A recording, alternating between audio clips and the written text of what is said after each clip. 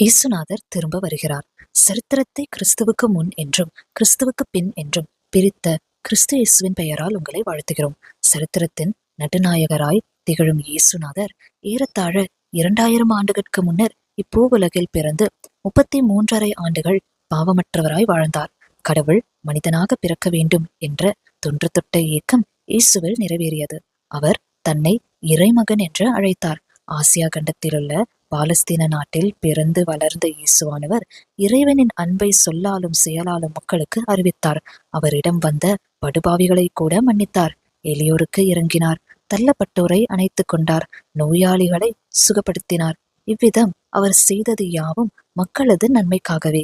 இயேசுநாதரின் எளிய போதனைகள் மக்களை கவர்ந்தன. திரள் கூட்டம் அவருக்கு பின் சென்றது. இதனால் அன்றைய மார்க்க தலைவர்கள் அவர் மீது பொறாமை கொண்டனர். பொய்யான குற்றச்சாட்டுகளை அவர் மீது சுமத்தினர். முடிவில் ரோம பேரரசின் ஆளுநர்களை வசப்படுத்தி இயேசுநாதரை சிலுவையில் அறைந்தனர். மக்களுக்கு அருளுரையாற்றி வந்த வேளைகளில் தனது கொடூர மரணத்தை குறித்து இயேசுநாதர் ஏற்கனவே முன்னறிவித்திருந்தார். உலகிலுள்ள மக்களின் பாவங்களுக்காக பலியாகவே அவர் இறக்கப் போவதாக விளக்கியிருந்தார். மட்டுமல்ல, இறந்து 3ஆம் நாள் உயிரோடு எழுந்து விடுவதாகவும் தமது சீடருக்கு வாக்கு பண்ணியிருந்தார். அவ்வாறே உயிர் பெற்று 40 நாட்கள் தனது சீடரோடு இருந்து பின்னர் விண்ணகம் சென்றார். விண்ணகத்திற்கு இயேசுநாதர் செல்லும் முன் அடிக்கடி சொன்ன முக்கியமான வார்த்தைகள் நான் திரும்பவும் வருவேன் என்பதே. பைபிள் என்றழைக்கப்படும் திருவிவிலியத்தில் இயேசுநாதரின் 1ஆம் வருகையை குறித்தும் 2ஆம் வருகையை குறித்தும் நூற்றுக்கணக்கான முன்னறிவிப்புகள், தீர்க்க தரிசனங்கள், இறைவாக்குகளாய் கொடுக்கப்பட்டுள்ளன. அவரது 1ஆம் வருகையை குறித்த முன்னறிவிப்புகள் யாவும் துல்லியமாய் நிறைவேறின.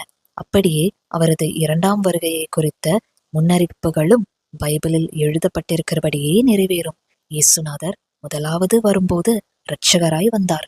2ஆம் முறை வரும்போது நீதியரசராய் வருவார் என்று அவரை நம்பி அவரை தங்களது வாழ்க்கையில் இரட்சகராய் ஏற்றுக்கொள்கிறவர்களுக்கு இறுதி தண்டனை தீர்ப்பு கிடையாது. நண்பரே, இவ்வுலகில் பாவமே செய்யாதவர் எவரும் இல்லை. பாவமே செய்யாது நமக்காக பலியான இயேசுநாதர் ஒருவரே நமது பாவங்களை மன்னிக்க முடியும்.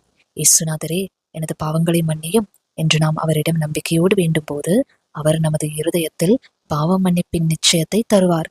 எவரும் எதுவும் தர முடியாத நிம்மதியும் மனசாந்தியும் நமது உள்ளத்தை நிரப்பும்.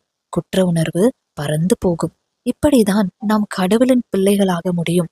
இறைவன் நமது இருதயத்தில் குடிக்கொள்வார். நீங்கள் கிறிஸ்தவரோ கிறிஸ்தவர் அல்லாதவரோ எந்த மதத்தை சேர்ந்தவராய் இருந்தாலும் இயேசுநாதர் உங்களை நேசிக்கிறார். அவரிடம் வரும்படி உங்களை அன்பாய் அழைக்கிறார்.